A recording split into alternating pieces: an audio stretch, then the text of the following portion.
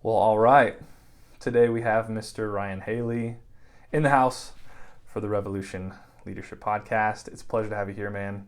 Thanks for joining. Appreciate your time. Yeah, thanks for the invite. It's great to be here with you, Chris. I love that beard too, man. Wish I had those abilities, but I don't. I almost was going to trim it this morning because I felt like it was getting a little too bushy, but I figured I was just going to let it go for a little bit. I like it, man. That's good. Thank you. So, Ryan, tell us kind of who you are, what you do, what you're about. Yeah, I am formerly Navy helicopter pilot and Afghanistan combat vet, and then in 2014 I kind of switched into my entrepreneurial journey, started doing real estate and a number of things, jumped around, and what I'm really doing right now is inspirational communication and personal development. So a lot of leadership stuff, coaching, speaking, teaching, and then recently got into financial services, helping people kind of get their finances right and connecting that to their personal growth journey to help achieve their dreams and their purpose. So kind of tying all that stuff together, you know, the very practical micro kind of level with the big picture macro vision, you know, calling purpose kind of stuff, and how to connect those two things. Yeah, that's awesome. I definitely want to hear more about that because that sounds complex, but also really simple and probably really helpful. Yeah, so for sure. That's a great description of it. That is awesome, man. Cool.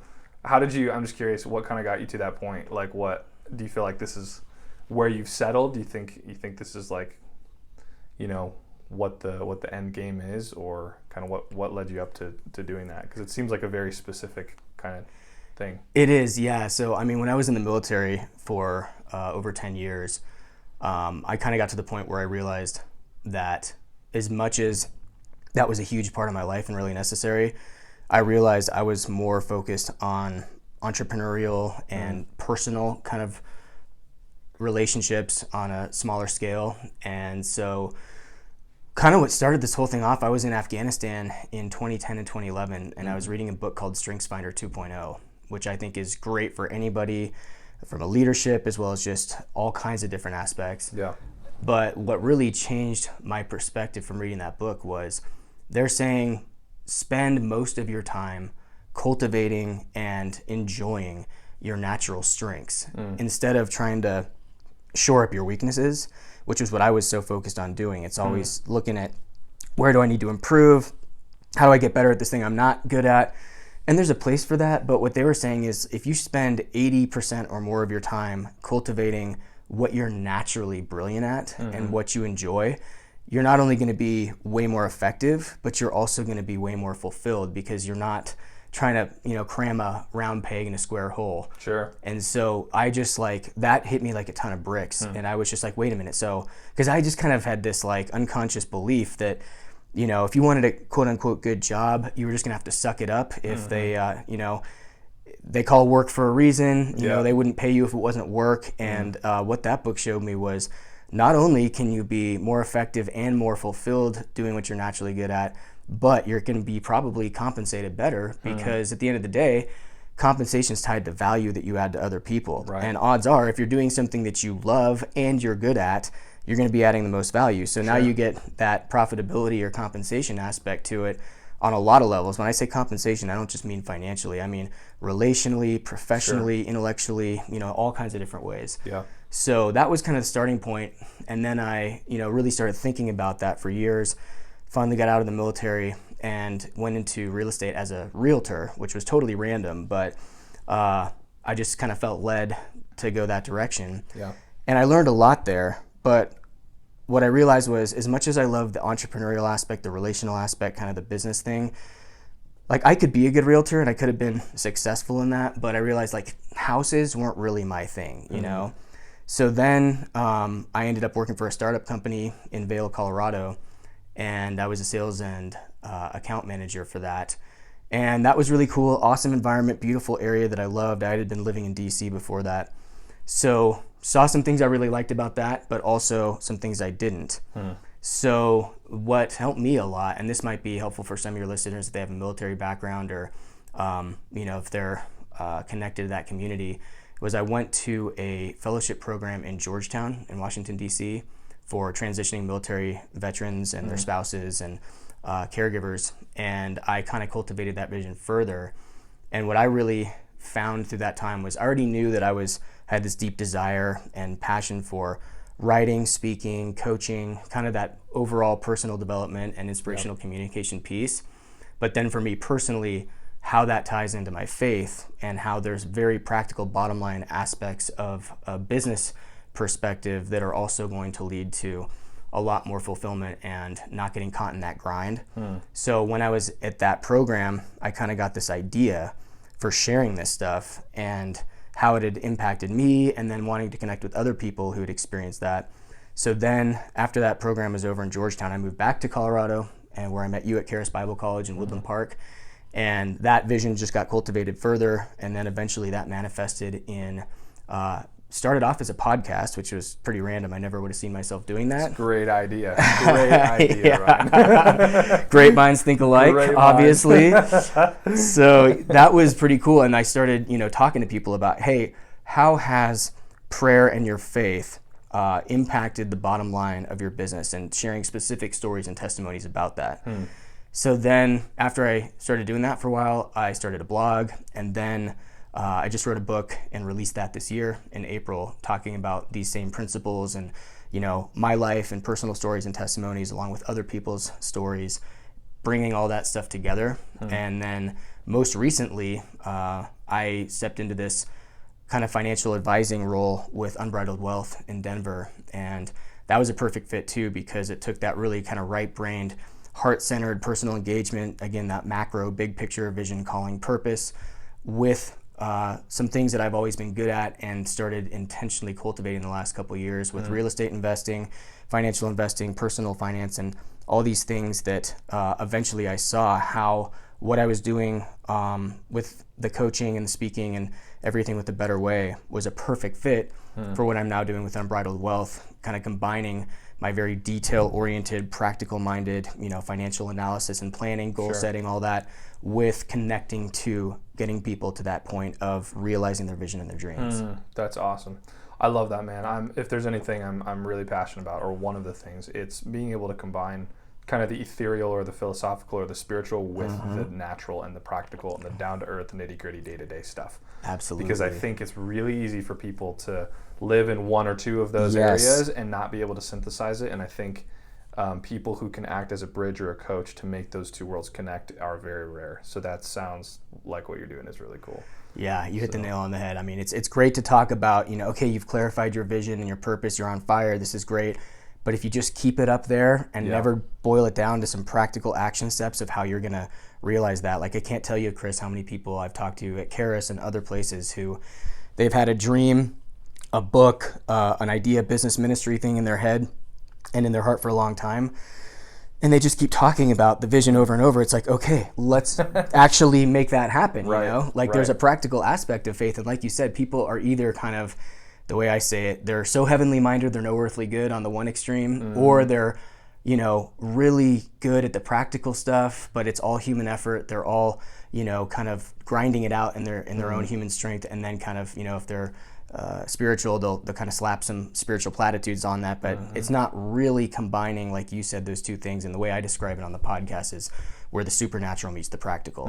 And you could also say in another context, I have a pretty extensive academic background. I love school, I love theories and concepts, but until I started applying those personally with real estate investing and business, then you get the academic and the practical hands-on experience. So however you frame that, those kind of two ends of the spectrum that seem like they might be at odds with each other, there's this beautiful intersection that I think is kind of where I focus in on. That's my sweet spot. And that's how I try to help other people to combine those things, because I've seen the fruit of that in my life and so many other people's now.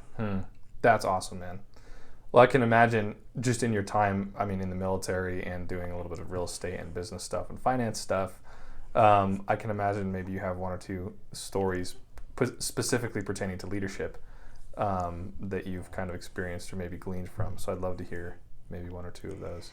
Yeah. Well, a recent story for this, I was just telling you before we started recording, it's kind of funny because I just did a Toastmasters speech on Monday about my personal leadership style.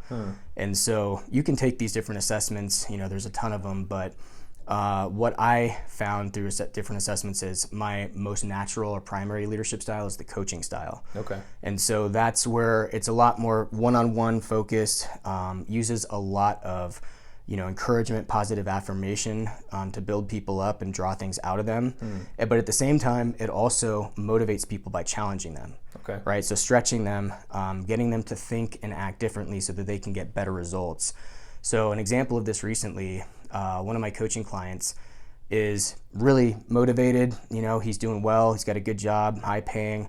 He's super faithful, practical guy with a beautiful heart and also very practically able to put those things to work. So he was already in a great spot before I met him. And before I even go further, I'll just say that's another thing I noticed is for my style of leadership, I realized I have to be working with people who are hungry for change. Like I can't be trying to push a rope or the old saying, you can lead a horse to water, but you can't make him drink. So if they're not already super invested in the process, willing to lean in, then it's probably not going to be a good fit for me to work with them because they've got to want it. And one of the things that I also noticed with my style of leadership is that I can be so passionate and so invested in somebody's success and maybe even more than they are. And so I have to realize part of my personality and tendency is I've got to hold back and be like, look, I'm not going to do all this for them. I'm going to help them. I'm going to show them, how to fish, but I'm not going to catch the fish for them. And so that's important to know going into it because if someone's just kind of going through the motions, they're not really committed. At the end of the day, for me to feel fulfilled and effective in what I'm doing, I need to see the needle move in someone's life. Sure. So that's just kind of a preface getting into this. So this guy clearly was like an ideal client on every level. Sure. And as squared away as he was in his finances, his time management, all these different aspects, it was amazing to me how quickly we started moving the needle in his life. Literally after our first coaching appointment, he had already taken 3 or 4 practical steps before we even met the next week. And now after working together for 3 or 4 months, he has made incredible progress. Things are starting to open up for him. We're starting to see that picture of, what he's doing on the micro level, intersecting and connecting to what he's shooting for at that macro level and what he wants to do with his life ultimately. And so that was really helpful. A lot of positive affirmation, encouragement, personal one-on-one. And then also bringing in that challenging aspect of the coaching style of leadership. I brought something up to him that I was pretty sure he hadn't heard of and might not be open to because I wasn't either. But because I had been doing this in my own life and investing, I shared with him basically what I'm doing now with Unbridled Wealth, which was, he's trying to save up to put a down payment on a home and get some rental properties and start to increase his passive income and build equity and all that. And that's what I've been doing. Just recently sold a property in February. And I was telling him, I was just in this situation you're in.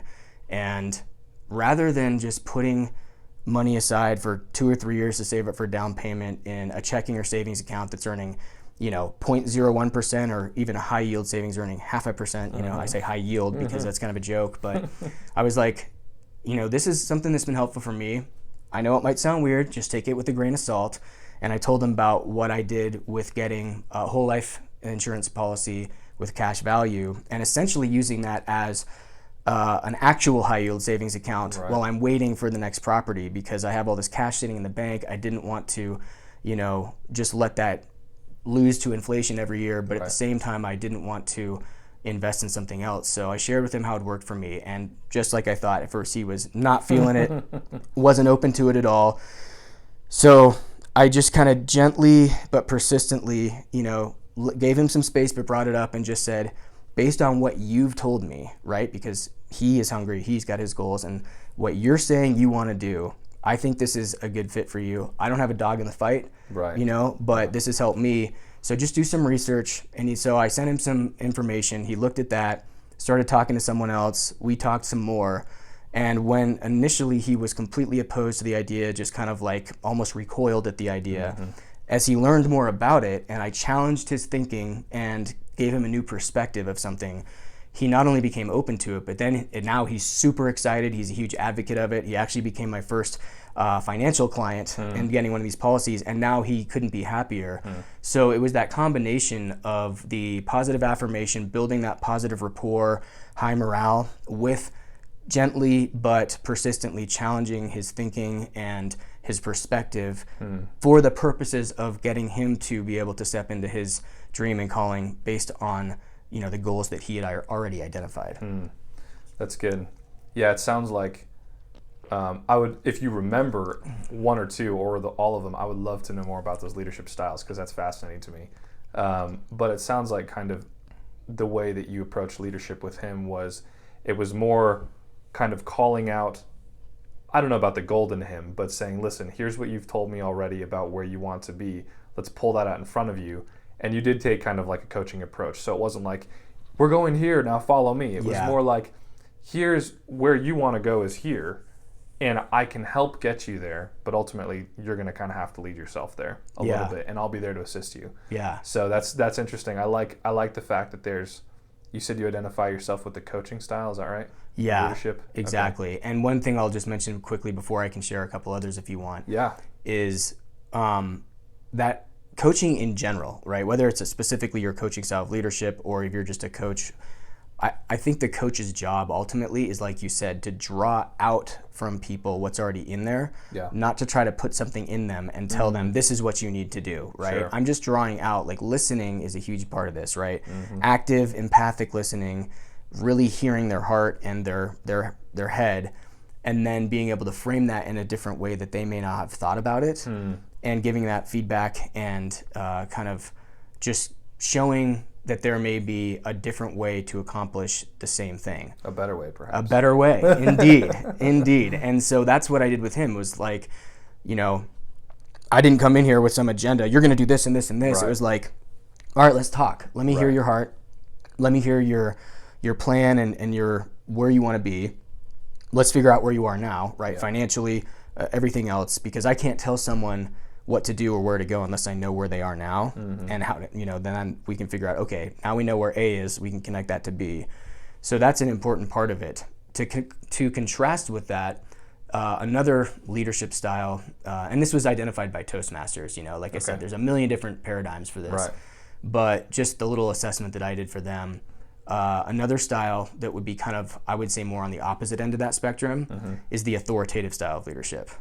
And so this is when it's really more focused on end goals. It's really good at providing clear direction and helping people set standards for behavior and results. And it's effective in certain cases where you don't have the luxury of sitting down for hours one-on-one with every single person, getting a big group consensus to find out, what we need to do. It's like, okay, this is the mission, this is the objective, boom, we're going to go this way. And of course, in my military experience, that was much more common and expected, was that authoritative style. And that's not my most natural style. But when you're in that kind of environment where there's that expectation and sometimes even requirement, it's nice sometimes to just be able to like tell somebody, you will do this. Right. And in some cases, you will do it this way. So that was, sometimes I had to resort to that, especially as an officer. And that was kind of a challenge for me because, I'm more relational, I'm more of that coaching style. But it is important in the military that you set certain standards. And so I'd get close with my guys and we'd have these deep conversations, maybe kind of more of that coaching aspect on an informal level, especially when I was in Afghanistan. And, we spent 15 hours a day together at the desk working on stuff. But then there were times where, it was a safety thing. It was, a non-negotiable. And I had to call him in. We were just best friends yesterday talking about stuff. And then it was like, very military, like, superior. You will follow this order. This is unacceptable. Fix yourself now. Yeah. And so that is effective in certain environments. Obviously, I wouldn't use that style with personal coaching or like a small church group context or something like that. But, it was effective, but I realized ultimately where I am most fulfilled and effective and in my most natural flow is in that more coaching style and maybe democratic if it's a larger group, than taking a lot of consensus and input, getting people raised up. This is a huge leadership principle, I would say, is really valuable for your listeners. Getting people to step in and actively participate, and even trying to get them established as quick as possible, not too early, but when they're ready, getting them raised up into a position of leadership themselves. Yeah. Because I'll give you an example of this. This was around 2012, 2013. I was in a small group, church small group, in the DC area. And it started off with, only 4 of us, but because we had such a great, rapport and things were happening, we were seeing things move, quickly that started to grow to where like within, 6 or 9 months, we had like 45 or 50 people showing up any given week. We had like 70 people on this email list, and it was like almost unintentionally became like, an organic house church or whatever. Yeah. And so as it started to grow, I realized, I had stepped in and realized it fairly early on. People were saying, hey, we need a little bit more structure and leadership here, because we had, tried to keep it really informal and just very focused on connection, relationship, as opposed to programs and structure. Right. But there was a minimum amount of structure and leadership needed. So, somebody identified that, and the Lord had been speaking to me about it, and I said, okay, yeah, I think I'm supposed to take that. And so once I stepped into that role and things kept growing really quickly, I realized, number one, I'm working 50 plus hours a week at the Pentagon at the time, doing defense budgeting, and pretty stressful job. But I loved what I was doing over here with the small group, probably spending 30, 40 hours a week. Wow. But I was like, okay, as this keeps growing, I don't have the time or inclination to try to manage all this myself. And one thing I noticed is that if you're, a strong leader who people kind of look up to and respect, and you've got a combination of maybe some administrative gifts as well as, relational, it can get to a point where people just kind of default to you automatically, unthinkingly, and just like ask questions like, they're asking me stuff. I'm like, I don't know, Google it. Like, I don't have some special knowledge, but it's just like people start to get into that mentality. And I'm like, okay, not only am I not going to be able to handle this, even if I could, that's not the best for other people, because what I want to do is get them to own certain aspects of it. And the more involved they get, and the sooner that I can put them in a position of leadership, not only does that take the burden off me for a lot of stuff, but it's a huge personal development and growth opportunity for them, because you're never going to learn as much about leadership or anything, until you actually start doing it. Yeah. So as we had these people coming together and a lot of things going on, there were some different things that were on people's hearts. Sorry, I'm kind of parched. I have to keep taking water sips. Colorado. So we split this small group that had now become a pretty large group into different teams that had certain focuses. So I led the prayer ministry team, and we had about 4 people on that. Another guy was really passionate and, had a heart for a homeless outreach. And so he became the lead of the homeless outreach team, had some amazing fruit there, huge impact. And then we had a hospitality team where people would plan and cook meals, because we would gather kind of like as family, right, on Friday nights. Yep. So that was one less thing logistically that I had to deal with, and we were having it at somebody else's house because my house wasn't big enough to fit all these people as it kept growing. So that person, hosted, and then she got help from different people rotating through the, planning and cooking the meals, and then just setting that really welcoming home environment. We had another guy leading the worship team, which is really powerful. Yeah. So we have all these things working together, and I've probably learned more about leadership in that 12-month period than I did in 10 years in the military. And that's not to diminish what I did in the military. Right. That was a lot of good stuff, but having that personal hands-on experience of something that was kind of from the ground up, and seeing, as I was studying leadership very actively too, reading John Maxwell, a lot of different aspects coming together. And I was just so blessed and fulfilled in what I saw happening, not only in the group and for me, but as other people started to step up and grow and start flourishing. It was so powerful to see those things coming together. So I think being able to quickly identify certain people who have potential or capacity to step into a role as soon as possible, work on developing them, spending some personal time with them, and then once you've done that, there's kind of like it scales, because now I don't have to be doing that one-on-one with everybody. Right. I invest in a couple of different people at a deeper level who I've identified, and then they can start doing that thing. And that I think over time, the return on investment, if you will, of your leadership is going to be multiplied much more effectively through other people that then reproduce that process from there. Right. That's good. There's a story that we like to tell here at Rev 5, and that is basically there was a world-renowned evangelist who was credited for saving millions of people, right? through his preaching and teaching and all that kind of thing. And when he was on his deathbed, I'm probably going to botch the story a little bit, but paraphrase this as the general principle. He's on his deathbed, and they're kind of, he's got a few people around him that he's kind of going to pass the torch on to, kind of impart, say, hey, you're taking the ministry, or you're taking, this authority or whatever. So they're all gathered around him, and they're listening to him, kind of his final words, or his last few minutes of life. And everyone's, in this moment of, wow, this amazing man who is credited to saving all of these people, and, through the gospel and stuff. And he says, I failed. And they're like, what are you talking about? What do you mean you failed? And he's like, well, I've spent my whole life reaching people, leading and reaching people. And he said, what I should have done is I should have reached leaders that would then reach people. I should have been training up leaders this whole time. It would have been so much more effective. That's the one thing I regret, is I was spending all of my time reaching every individual person. Right. And I should have been training up leaders to then go and reach the people. Right. And this is a guy who is credited with, based on the outer perspective or some kind of other standard, he would be considered very successful. But in his own mind, he was like, I failed because I didn't do it correctly. So I think there's something huge to that, in the idea of raising up leaders to then go and reach other people. Because kind of like you said, you have exponential growth, and I think you learn a lot more. I'm curious, what do you, in retrospect, you said you learned more in that small amount of time doing the church small group stuff than you did in the military. Was there like a certain one or two elements that contributed to that maybe you could try and reverse engineer to duplicate that learning process, or was it just the right people at the right time? Or I know you mentioned you were kind of building it from the ground up. Would you say that that's maybe one of the core factors of why it was so successful? Yeah, I think so, because when I was in the military, I'm very, committed to whatever I do, and I have a high value for military service and authority and, kind of the mission that we have.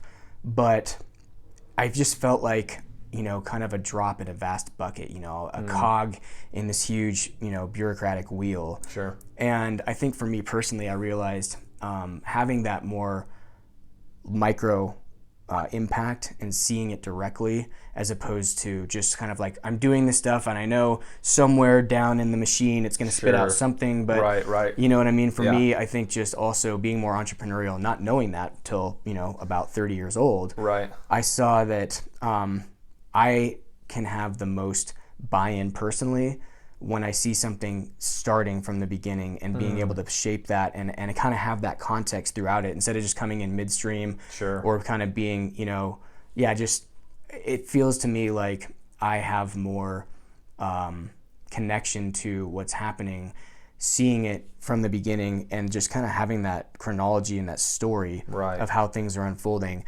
So it's not right or wrong. I just realized for me that was a context where it was better suited for me. And I think it also had to do with my personal growth. Like, I was kind of a hot mess for a long time at the first half of my Navy career.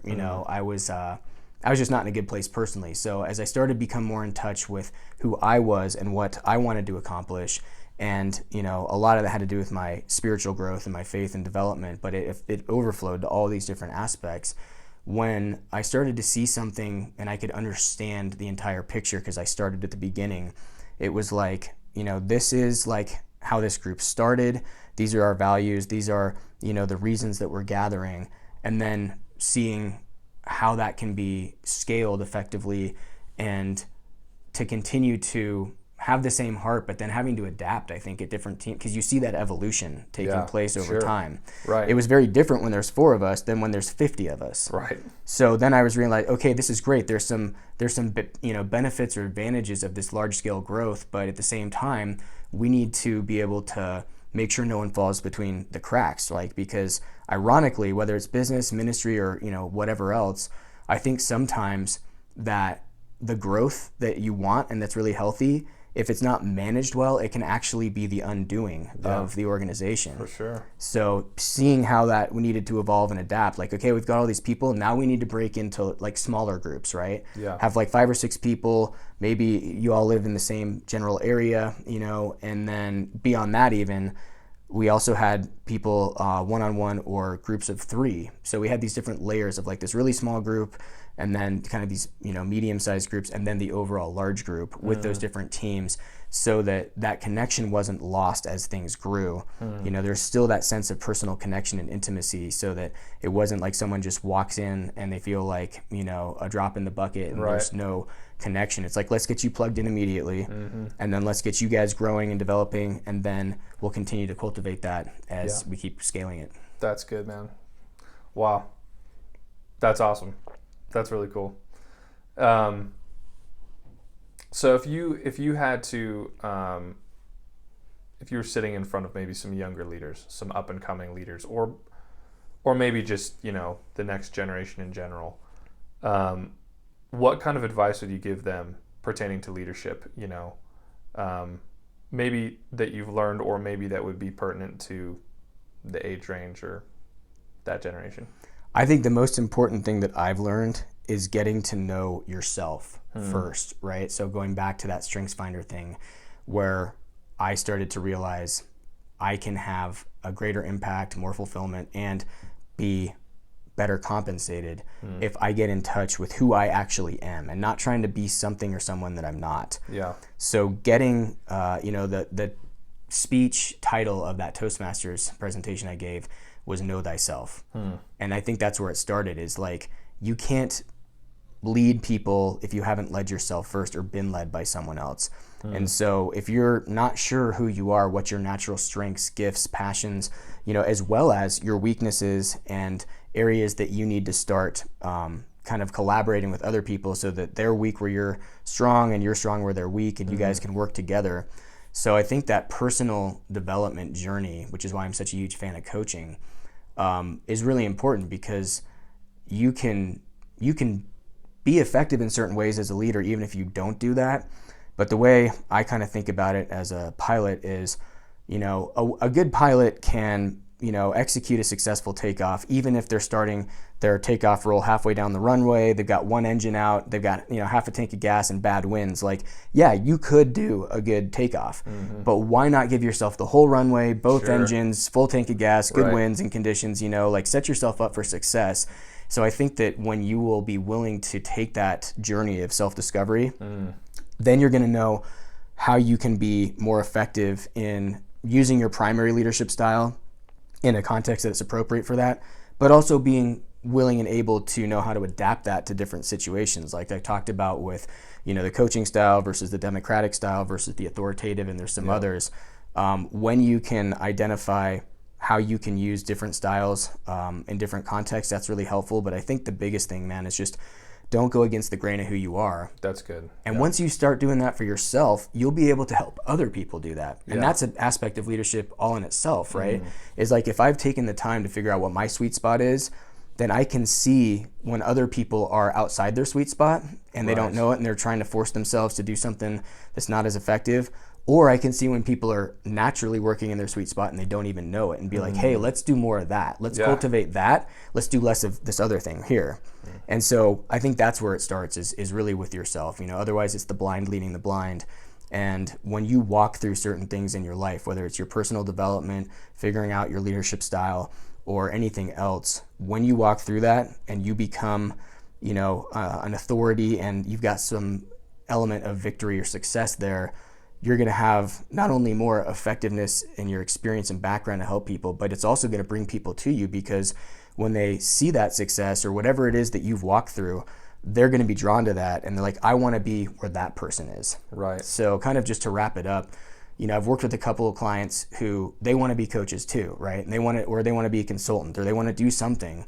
And I'm like, okay, that's great, but like, what have you done in that space that's going to make somebody want to work with you and pay you, right? If you haven't done that yourself. And so, you know, what's going to draw people to you and give you credibility is that you have something that they want, or you're somewhere that they want to be. So working on yourself first, and then getting to that point, now you've done that, and now you have some overflow. You can effortlessly kind of pour out into other people. Instead of trying to figure out how you can be a coach or consultant and do that, it's like, why don't you work on yourself first? Yeah. Work with someone else, work together collaboratively. Then when you've done that, people will look to you and be like, okay, like you have something that I want. I think that's really the key. And you're not going to be able to do that if you haven't really invested in that process yourself. That's good. Yeah, a couple things I'm hearing you say. That is, one, that don't be afraid of being, of not being everything. Yes. It's really easy, I think, for people to say, for people to see someone else who's operating really excellently in what they do. And because of that feeling that they get from seeing someone doing that, they then think, oh, maybe I'm supposed to do that too. Right. When in reality, you're just recognizing that person becoming who they are. Yes. And I think it's really easy to be like, okay, I'm going to do that too. I'm going to do this, or I'm going to do that. When in reality, maybe you should sit back and just enjoy that, and let them be fully who they are, find out who you are, and then in the areas that you're weak, that's when you let that other person shine. Yes. And I think that takes a lot of humility. It takes a ton of humility, because it's really easy to be like, especially I think in today's age where maybe it's easy to think that knowledge or information is kind of what bestows ability, when it's really not. It's very easy to find out a lot about a lot of different things, but the reality is, maybe it sounds like what you're saying is, maybe you're called to one or two things, to do one or two things really, really well, and be okay with letting go of, okay, this other person is clearly more gifted, or clearly has more skills in this area, and I'm going to default to them, because it's not for me. It's not about me being some super person who's great at everything. Yes. It's for the sake of the organization or the family or the church or whatever that is that you're operating Absolutely. in. So that's really cool. It's really sage advice. Yeah, you said something that I was going to mention earlier. I just would be remiss not to mention. I think humility is probably the most important characteristic. We have a lot of people in business, in ministry or whatever. They're incredibly gifted. They're very charismatic. They can get a lot of momentum and draw people together. But if they don't have humility, it's not going to be sustainable for the long term. And you've seen so many recent scandals with the Me Too movement, with a lot of church scandals. And so once you get to that point where you become the guy, right? And everybody's deferring to you. Sometimes that stokes people's egos. Yeah. And a lot of people in my position, when I was leading that small group, they may have liked it when people came up and were constantly deferring to them, because it makes them feel like some sense of value or whatever. Whereas for me, I was almost resentful of it. Not, it's just like, I do, like, quit, but like, figure it out. Like, why do you? I don't have any like special knowledge about this. Yeah. So I think it's humility to not need to be needed by everybody and be the central point of basically failure at some point. Yeah. So it's humility to let other people step up and share the spotlight too, right? So like, if you're insecure and or prideful, you're not going to be comfortable putting somebody in a position of leadership as soon as possible, because that would threaten, your position, your standing, whatever you're thinking about. And I think it's, important to realize this isn't about me. Yeah. Like, I'm a part of this, and there are things about me that are really important, talking about, understanding yourself, all that. But ultimately, what we're looking for is the best thing, like you said, for the organization, whatever that organization is. And I think also having the humility to realize, I'm not good at this. I'm not going to try to be, if you're a big picture visionary and you're not good at details, don't try to be the administrator. Like, hire somebody else. You're just going to make it painful for not only yourself, but for everybody else, know? Oh, yeah. And if you're like a really good administrator, but you kind of see someone who's like more charismatic and visionary, don't try to be that person when you can have incredible value to add in that way. Yeah. So when we start figuring out like, okay, I know that this isn't my strength, and I'm going to be aware of that. I'm not going to try to invest too much time in that, but I will be looking for people who clearly do have that strength, so we can partner and collaborate. And then I know where I'm strong. So if I see someone who's got a gifting or a strength that's great, but I see they're struggling in this area, it's like, hey, why don't you let me handle that part? You handle this part. And then it's, a match made in heaven. Everybody wins. And so I think also just the humility of realizing our own limitations. Like Right. we can do so many amazing things as human beings, but nothing of significance ever got accomplished without partnership and collaboration. And so I think Yeah. being able to see that and look at the greater good and not have it be all about you, but also knowing, you know, it is about you in the sense of what we talked about, cultivating, you know, your strengths, understanding your leadership style. And so when you bring all that together, and you've got that humility, I think that's going to open up so many more possibilities, because people are drawn like a magnet to humility. When I see someone who's just humble and they don't need to toot their own horn and they're, you know, they've got these great characteristics, I'm just like, it makes me want to submit to them. Like, I'm like, I want to serve that person. That's good. Yeah. Yeah. Well, and I think I heard a definition of humility one time, and it's always stayed with me. And I think, you know, in contrast, it's easy to think that humility is something low, pride is something high. Right. When in reality, humility is just an accurate acceptance or understanding of who you were created to be. Whether that's a billionaire or, you know, a busboy. Right. It doesn't matter. But pride is what happens when you either overexalt yourself or you underexalt yourself. Yeah. And humility is the sweet spot, saying this is who I am and what I've been created to do. And it is who I am because it is, you know. And so I think if you can find that and you don't overexalt yourself, you don't underexalt yourself, that's really what you're talking about, where people will be attracted to that and want to serve that. So good. Well, just kind of to wrap up, if you had maybe one or two pithy sayings or proverbial statements or whatever that maybe you've picked up over the last few years, if you had two final tweets to tweet, what would they be pertaining to leadership? That's a great, I'm sure there are some pithy, well, one thing that jumps off the page to me right now is just the most simple, but I think powerful definition of leadership, which John Maxwell said, which is simply that leadership is influence. So you don't have to be a corporate CEO or, you know, a president of a country or whatever else. Like, we all have influence on other people, and we're all influenced by other people. So we're all, and I know everybody says this and it sounds cheesy, but we're all leaders, and knowing that that is going to look different for every person and situation. But that is fundamentally true, I think, is that if you're leading people, ultimately you're influencing them, and that can look a lot of different ways. And then I think also just being the kind of leader that you would want to follow. Yeah, I like that. And if you had one or two of your favorite leaders, who would they be and why? Martin Luther King, to me, is a huge one, because he was so effective. He was absolutely uncompromising in his approach, and he didn't try to force things on people. Like, he challenged the system and the status quo, but that nonviolent, peaceful resistance and not giving in to the anger and the bitterness and all the things I can only imagine that he must have felt and experienced in that time. And he was able to basically change the world, you know, and we're seeing the fruit of that today. So he's one that sticks out to me. And then, you know, again, it kind of sounds cheesy, but I think of the ultimate leader who exemplified everything we're talking about was Jesus. And you see, he didn't exalt himself. He served other people. He came as a servant, you know, not as someone to be served or to, you know, lord over people.